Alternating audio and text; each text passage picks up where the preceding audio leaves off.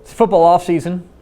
Teams gearing up for the fall, trying to get in shape for that long season grind. And one group that is always focused on the grind and getting guys ready is the Andrews Institute over at Children's Health. And we're pleased to be joined by Jacob Rivera, who's a performance manager over there at the Andrews Institute of Children's Health. Good to see you, Jacob. Yeah. You got to tell me, because, and there was no way I was going to remember it. You got to give me the long title of this. Yeah, so the full title is Children's Health Andrews Institute, Sports Performance Powered by Exos. Got it. What he said.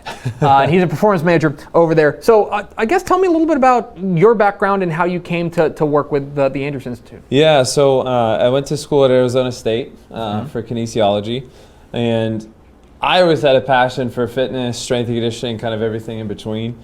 Part of that was to do with my dad being a longtime PE teacher, right? So I'm just kind of a natural born coach, and I just had a passion for those things. So I was actually working in corporate wellness for a little bit with Exos, so kind of just learning how to train people, learn how to really just deal with their needs. And then I always had that itch to train with athletes.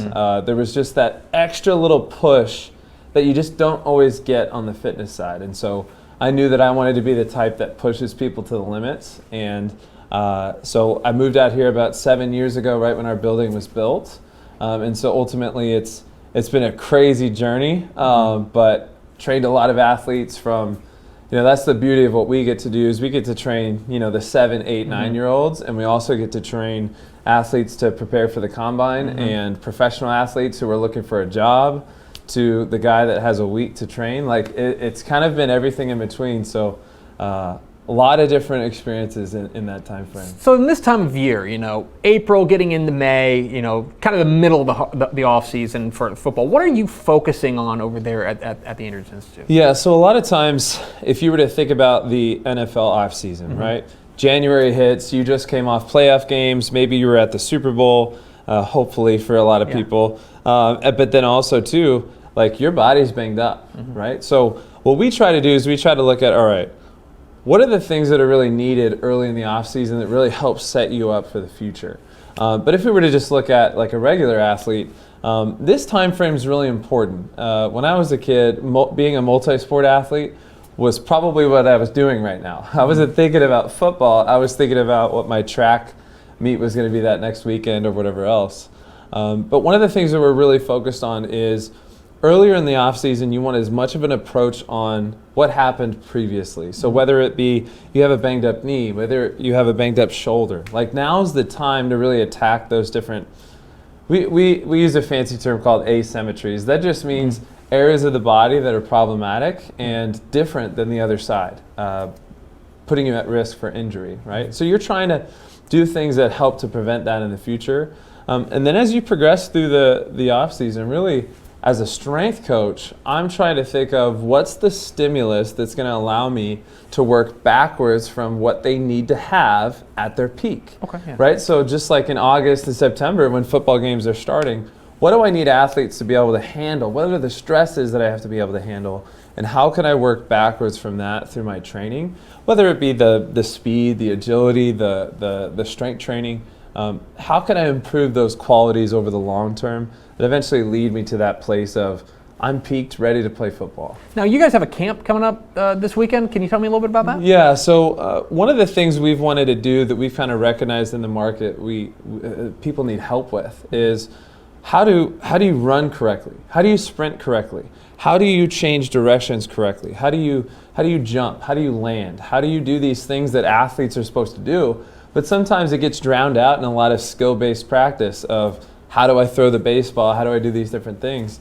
And really for us, it's an emphasis on, it's a 3-hour workout, right? Where we truly are trying to emphasize how to do those things really well and give them some actionables as they leave so that they feel more empowered at practice, empowered in their games and things that they're doing outside of the weight room. So, okay, we got players and coaches and parents who are watching this that, you're right. They want to be playing they want to be game ready in, late August, but then also knowing that it's going to be a full grind. Right now, this time of year, what would you say that they should be focusing on as points of emphasis kind of right now?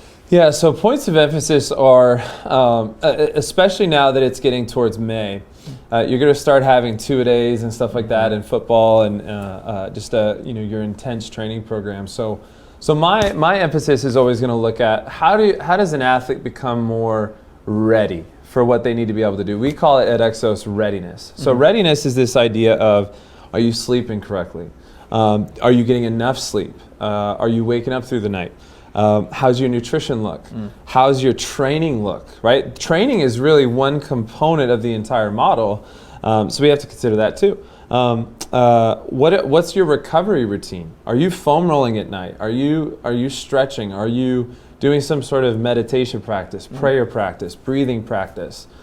These things that allow the athletes to be ready. Now, on top of that, I feel like you need a certified strength and conditioning specialist, somebody that's able to handle what are the demands that you're dealing with right now, and then how do you create a program based off of that. So really, like from a focus standpoint, is look elsewhere. Look for somebody that's a professional in that thing, but then also thinking about, all right, speed, agility, strength training, mobility. These are the things that create a well-balanced approach to training. If you're only doing some of those, you're missing out on big pieces. And this is too cute, and I've recognized that, but kind of somebody who can do a lot of the thinking for you and who understands exactly how to get you where you want to go, but like doing that yourself can be a big lift and kind of a full-time job in and of itself. Yeah, and that's why qualified professionals are so important, because they allow you to create this plan. And really, strength and conditioning coaches are meant to be utilized year-round.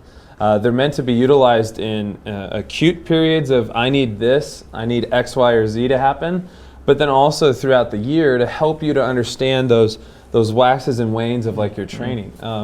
So really, I can't emphasize a qualified professional anymore. He's Jacob Rivera. He's a qualified professional over there at the Children's Health Andrews Institute. Just Jacob, so happens. Appreciate your time, my friend. Thank you.